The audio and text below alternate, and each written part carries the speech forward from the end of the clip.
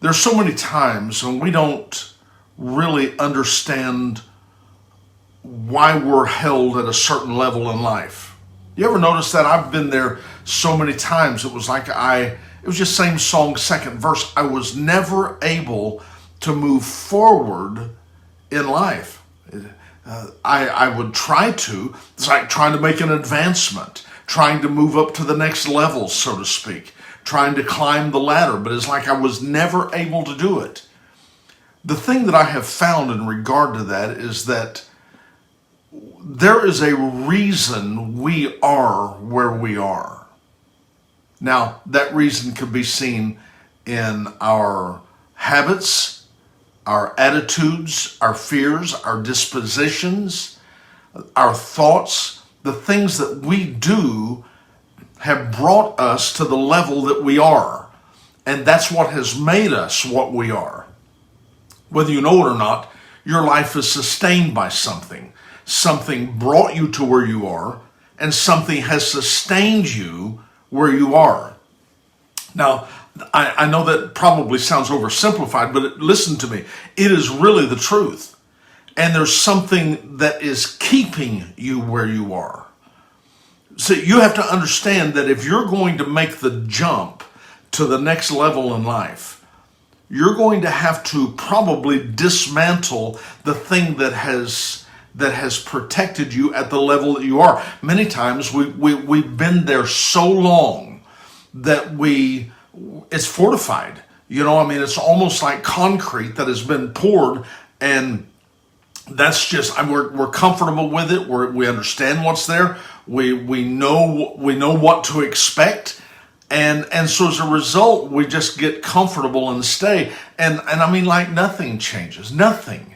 Our house, our vehicles, our clothes, our style, our conversation, everything gets locked into one level, and we're never able to make the jump. A lot of times you see other people's level. I was walking through the room the other day, and Angie was watching the Downton Abbey series. Now, I'm not that much into that series. There's just not enough killing and blood and guts for me. But the thing that is so interesting about that series is you really see another way of life. There's behaviors, there's things that the way they live, the way they talk, the things that they expect is different. And it almost seems like a fantasy, but do you know that there are legitimately people that live at that level? And you're thinking, well, that's just them. That could never be me. Well, that's simply not true. The level that you go to in life totally depends upon your response to life. And I have found that it works like this. And maybe you've even seen this happen before. There's been times when I prayed, Lord, take me to the next level. Help me break out of where I am. And then all of a sudden it seems like all hell breaks loose. It's like problems come up and things happen. And I'm thinking, good gracious, if this is it, I don't want to do it. But see, here's what happens. When you pray to move to the next level, God reveals the junk and the trash in us that's keeping us at the level we are. And it becomes a real struggle. A lot of people aren't willing to make that jump. They're not willing to deal with that struggle. They're not willing to make those changes. See, it's the subject of temptation. Temptation is neither good nor bad. It just reveals what's really in your heart. The fact is if I say I wouldn't have whistled at the girl if she wasn't so pretty, well, was that the girl's fault, or did that situation reveal something in me? See, a lot of times we get tempted in areas and we're thinking, where did that come from? But the temptation is simply revealing what's really in your heart.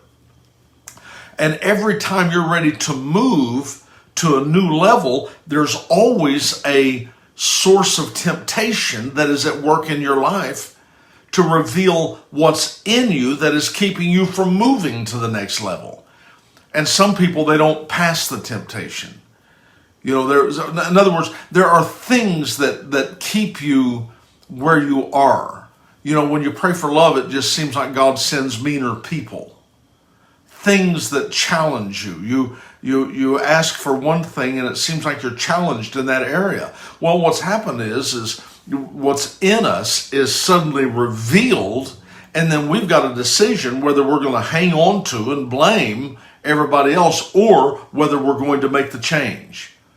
The Bible said concerning the children of Israel, it said God led them the way of uncomfortable circumstances. I believe it's like Deuteronomy chapter 6. God led them the way of uncomfortable circumstances that he might know what was really in the heart of man, and that they might know that man doesn't live by bread alone, but by every word that proceeds out of the mouth of God. So you got to understand that these people, when it was time for them to go into the promised land, went through a series of temptations. I say temptations like it was bad. It wouldn't have been bad at all if it hadn't revealed what was in their heart. See, some people, whenever they get under pressure, they blow up, and that's what keeps them where they are. Somebody said, well, I'm just Irish. No. You're going to have to get over that. Seriously. All that is a blame. That's an excuse to justify yourself so you don't feel like you ever have to change. Well, I'm this way because of that. Well, no, you're making a decision, whether it's blowing up at somebody, getting mad, regardless of what it is. The situation that those people went through, all it did was reveal what was really in their heart. And every time they got under pressure, what'd they do? They murmured, they complained, they got into rebellion. We're going back to Egypt. They began to blame Moses. They talked about killing Moses. They began to blame God. The fact is, the pressure you get under is going to reveal where you are. And where you are, that's the thing that is fortified that keeps you where you are. So what you're going to have to do is the way that I've always dealt with this. When I pray for advancement, suddenly it seems like I go through a series of the revelation and the revealing of the thing that has kept advancement from happening in my life. Do I have a problem with consistency? Well, that says something. You ever see somebody that's always late? That says something. You ever see someone who's always mad, always negative? That says something.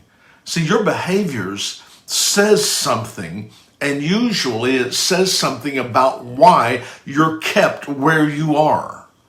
If you have reoccurring problems, the children of Israel, God was not going to take them into the promised land until they dealt with what was in their heart. So what he would do is he would lead them around the mountain, and then they would face temptation. And the thing that came out of them was complaint. So he said, we're not moving forward until we deal with this. This is where repentance comes in. This is when you look at the things that's in your life and you're thinking, dear Lord, I didn't know that was in there. I make confession to it. I realize that's wrong. That attitude is wrong. That behavior is wrong. And I want to change that. See, once I begin to make that transition, that in itself begins to change the level or the road that takes me to the next level. But people that won't change, and that's what those people did, they wouldn't change. They had what you might call today reoccurring problems. You understand what I'm saying?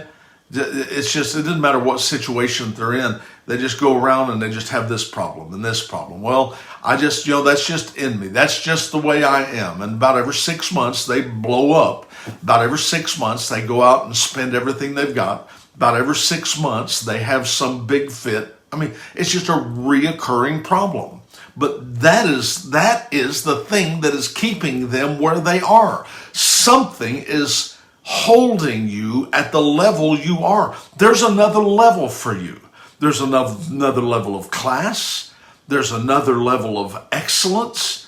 There's another level of mastery.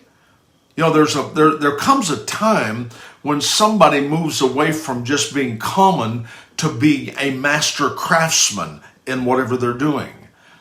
That takes work, it takes discipline, it takes self-denial, but too many times people are not willing to do that. I mean, they're just not willing to do it. And so, we pray for advancement and something gets revealed and we don't deal with it appropriately. So God says, I'm not going to advance you until you deal with what's in you. Listen, if you have an anger problem, or if you have a clutter. Well, I don't know what kind of problem you might have, but if you have that, it's going to be revealed in your conduct, which puts you at a certain class level on the ladder of life. See, a lot of people want to climb the ladder of success, but they don't understand that with each step, there is a change, a behavior modification. Does that make sense to you? And this is what I wanted to just talk to you about, is to say there's another level for you. There's more for you than you realize. There's another level of excellence. There's another level of mastery. There's another level of class. There's another level of excellence. But you're going to have to find what's keeping you where you are. And if you're wanting to go to that next level, I've got to build a framework that sustains that. We can have something even as simple as weight loss. How many times have you ever wanted to lose weight? Dear God, I really need to. Well, you're going to have to change certain behaviors. But the problem is, once we change those behaviors and lose the weight, we don't build in the lifestyle that keeps us at that level. We fall back to the lifestyle we had before. And so as a result, I'm just going to tell you something. Weight loss is going to be summed up in this, and I speak this simply by experience. Weight loss is going to be summed up in the fact that you're going to have a different lifestyle if you want to maintain that. You can't go back to what you did before. The thing that made you gain the weight in the first place, even if you lost it all, has the ability to make you gain it all back. So what do you got to do? You're going to have to find out what kept me at that weight level that I don't want, and what behavior modifications has to happen for me to go to the next level and sustain myself there. I could never go back and eat the 14 pounds of chocolate that I love. Listen, I know exactly what that is. I love chocolate. I love chocolate chip cookies. I love all of those things. Listen, I get around that stuff and I can become 9 years old all over again. I mean, I'm sitting back in the corner with my cheeks full like a chickmunk of chocolate or of whatever. But that's a behavior that will keep me at a certain level as far as my weight is concerned. So what I've got to do is say, I've got to choose a different lifestyle. Number one, a different lifestyle to get me there, and a different lifestyle to sustain me when I get there. Now, I'm just using that as an example, but that's the same for business. It's the same for friends. It's the same for excellence. Whatever you want to go to, you're going to have to make some changes. You're going to have to change a lifestyle that sustains you once you get there. You can't behave like you're behaving now and survive. You just won't do it. Now, I know that there's a lot of opportunity to blame.